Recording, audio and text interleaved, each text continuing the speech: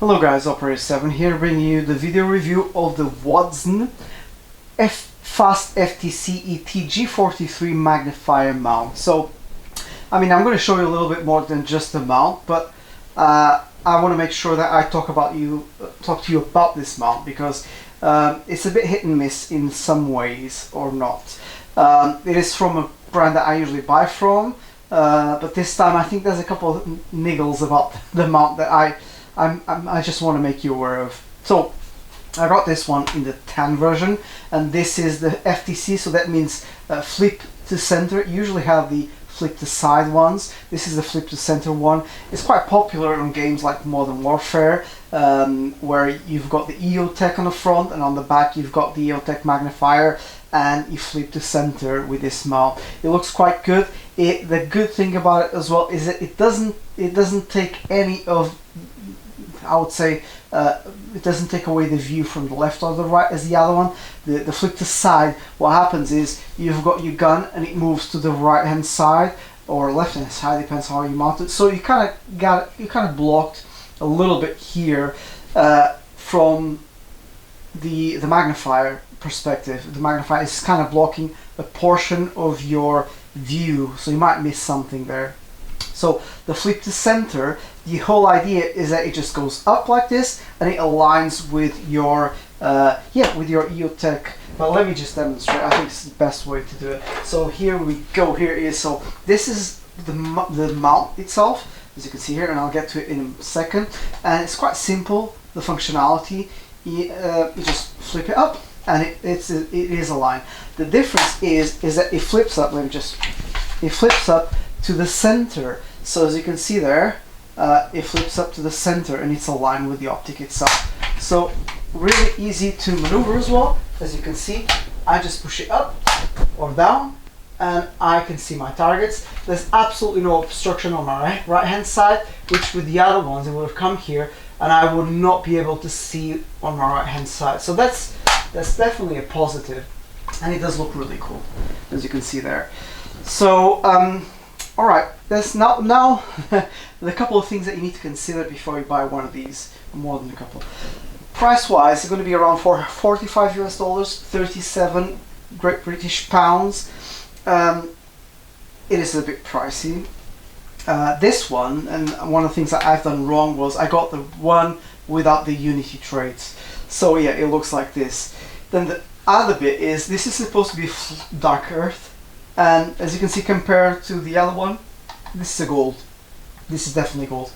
So I'm probably, because of the lighting that I have here, you will not see, you'll see there's a difference, but you probably won't see that it looks as much gold as it is. But yes, it is very, very gold, not so much dark earth. So those are the two considerations. When you get it, if you want to get it, get the one with the logo, exactly the same price. And then there's the consideration about, do you want it in gold or just go with the black one? I don't know. I think I have to keep this one now for sure, because you can see here this is a Unity replica right there, and it's a different shade of dark earth, not gold. It does look really good, as you can see. It looks really nicely mounted on my NK Masada in tan. I just love the whole setup. As you can see, I have a EOTech replica on the front, and it looks really nice. I'm not unhappy. I just wish the color was different. It's super easy to mount. Basically, there's two screws right there. You just need to remove them and from the original mount and just put them on this mount. Take the magnifier, flip it around so it's upside down, as you can see, and just screw it in. Super easy. There's nothing out there in terms of installation, so it's really easy. The good thing about this, compared to the EOTech mount I've got on the front, which is two screws, you need a tool, it's a toolless, basically quick detach mount. You just press it, undo the lever, it comes off, no more. You put it back in, you align it where you want it to be, hold on, you put it where you want it to be, hold it really close, you depress the lever, and it's back on. And it is really quality because I can basically hold the whole replica with just holding the magnifier. So that's good quality. Now, The one thing that bothers me as well a little bit is the fact that the lever is not all the way in. And now, if you can hear the sound, it does a click. There you go. That was the click. So now it's all the way in. But you probably won't be able to see it. Let me take the stock out. But however, when I take it all the way in, so the lever is now locked completely, if I flip down, that's a different noise. It was plastic on metal. So what's happening is that the little adjustment wheel for the windage is actually being stopped by the lever and not going all the way in as it should. And there's a little bit, you know, it's not basically, it didn't go all the way in. So what's happening, this isn't flat with the scope, and that for me, I think it's a shame. Now if I just open the lever ever so slightly, not all the way out, the noise is different. You hear metal on metal, and now it's flat with the red dot. So that's another concern I have about it. So again, you know, I do like the setup. I do prefer that they had to pay a little bit more attention to the details, mainly the color. I know that the trades were my fault. I didn't pick the right version, but mainly the color. And of course the way that it locks in, because it's not really locked in, and for me to use it safely, yeah, it would have been best if it was locked in.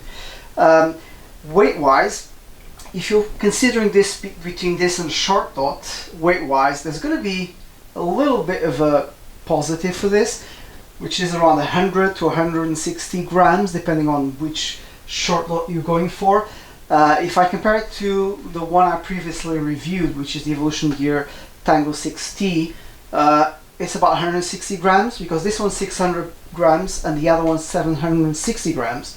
But you also have to consider, depending on your setup, your gun, where you're going to play, what kind of optic is best for me.